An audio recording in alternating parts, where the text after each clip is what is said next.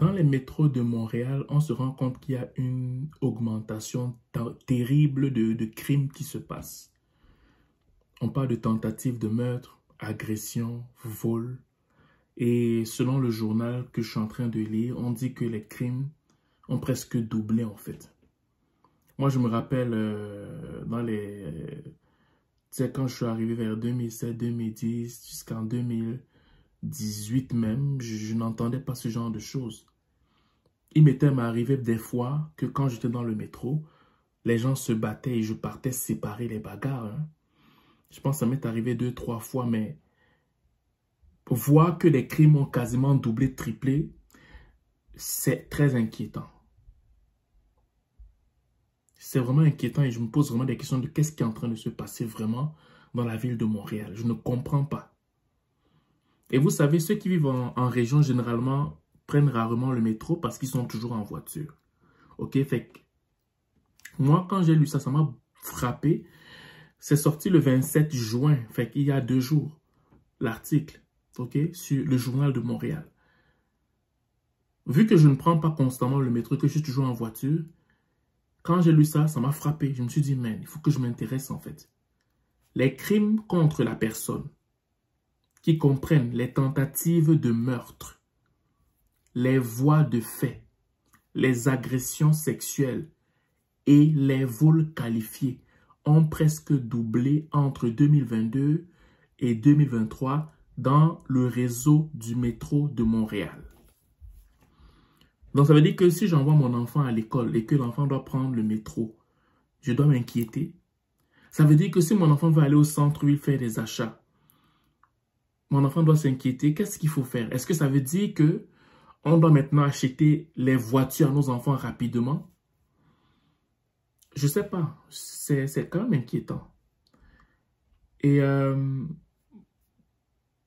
on dit les tentatives de meurtre, les voies de fait, les infractions à caractère sexuel et les vols qualifiés ont en effet bondi de 80% en 2023 relativement à l'année précédente. Donc on dit que en 2023, ça a augmenté de 80%. Et on ne justifie pas tout, hein, mais moi je pense que l'une des choses qui justifie ça, c'est que les gens sont dans les crises à cause de l'inflation. Les gens ne savent plus où mettre la tête, puis ils s'adonnent à certaines passions qui peuvent être destructrices. Et moi, il y a un tableau, c'est le tableau qui m'intéresse, j'aimerais le lire bien avant qu'on ne se sépare. Quand tu regardes de 2021 à 2023, dans la catégorie des tentatives de meurtre dans les métros de Montréal, on se rend compte qu'en 2021, il y a eu 33 tentatives de meurtre. En 2022, il y a eu 2 tentatives de meurtre. Et en 2023, il y a eu 1 tentative de meurtre. Quand on parle de voie de fait, pour ceux qui ne le savent pas, c'est quand tu fais quelque chose à quelqu'un sans son consentement. Quand tu craches sur quelqu'un, quand tu frappes quelqu'un, je veux dire, tu agis sur la personne de façon violente, ok, sans qu'elle ne t'ait donné l'autorisation d'une certaine façon, en fait. On se rend compte que ces voies de fait, en 2021, c'était 279. En 2022, 368 voies de fait. Et en 2023, 662 voies de fait. C'est énormissime. Les agressions sexuelles dans les métros de Montréal. En 2021, 29 agressions sexuelles. En 2022, 28 agressions sexuelles. En 2023, 57 agressions sexuelles dans les métros. Les vols qualifiés, 52 en 2021, 57 en 2022 et 100 en 2023. Et le total des événements qui sont passés en 2021, on rencontre 363 événements. En 2022, 455 événements. Et en 2023, 820 événements. Moi, je pense que c'est à cause de la crise. Les gens ne savent plus où mettre la tête. C'est difficile pour plusieurs personnes. C'est comme ça que moi, j'analyse ces chiffres. Et nous, en tant que communauté, qu'est-ce qu'on peut faire par rapport à ça? Déjà, toutes les personnes qui se trouvent dans ces catégories-là, je vous en prie, il y a forcément une solution. Je ne suis pas en train de te juger. Si tu fais partie de ces catégories, tu n'as pas besoin de rester dans ça. Tu peux sortir de là. Ok? Il y a forcément une solution. Le crime n'a jamais été la solution. Il y a forcément une solution. Et pour les gens qui sont dans la déprime, à un niveau qu'il faut aller voler et tout ça, tu es en train de te faire plus de mal que de bien. Je sais que tu le sais. Mais des fois, quand on est dans le manque, on ne pèse pas des fois les conséquences de nos actes.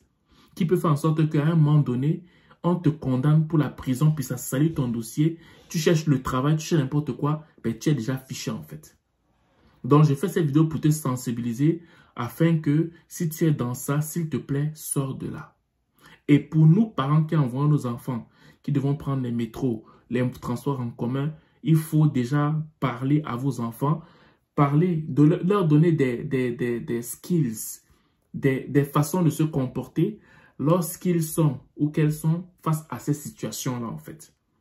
OK? De ne pas juste laisser son enfant comme ça. Si tu peux accompagner ton enfant, ce sera encore l'idéal. Mais si ce n'est pas possible, s'il te plaît, prends le temps de faire en sorte que ton enfant ne puisse jamais aller seul. S'il ne peut pas aller seul, OK? S'il ne peut pas aller seul, ben, ne laisse pas ton enfant, donne-lui des skills. Parce que même si genre, il peut aller seul, et même si tu lui donnes des conseils, il y a toujours des gens qui vont essayer de... Donne des skills à ton enfant. Donne des trucs pour voir comment l'enfant peut s'en sortir quand il y a une situation bizarre. Donne des trucs. Je veux dire, quitte à ce qu'il y a des gens qui peuvent même former. Il y a des formations qu'on donne en fait. Et c'est là où tu vois qu'il y a des pertes d'enfants, des kidnappings, toutes ces choses-là. Moi, ça m'inquiète particulièrement pour nos enfants en fait. Particulièrement pour nos enfants. Voilà. Donc, je voulais vous partager ces informations pour faire attention, que tu sois adulte, que tu sois un jeune. Faites attention quand vous prenez les métros. Faites attention à ceux qui vous abordent. Faites attention à ne pas prendre des avenues où il n'y a pas beaucoup de gens. Prenez vraiment votre mal en patience. Soyez prudents parce que dans les métros, même s'il y a la sécurité, bien avant qu'on intervienne, on t'aura déjà fait quelque chose. Donc, faites attention. Ce n'est pas comme si c'est aussi trop alarmant, là, tu sais. Oui, on a signifié ces choses-là, mais ça ne veut pas dire que tu ne dois plus prendre le métro. Je fais cette vidéo juste pour que tu saches ce qu'il en est actuellement et que tu fasses juste preuve de prudence. C'est tout. C'est tout. On ne peut pas commencer à dire que non, mais moi, je ne veux plus prendre le métro parce que c'est dangereux. C'est dangereux partout. Partout, c'est dangereux. Mais fais juste preuve de vigilance, en fait, quand tu prends le métro. Voilà. Donc, c'est ce que je vais te dire aujourd'hui. Si tu passes une excellente journée ou une excellente soirée, dépendamment du lieu où tu m'écoutes. Ciao.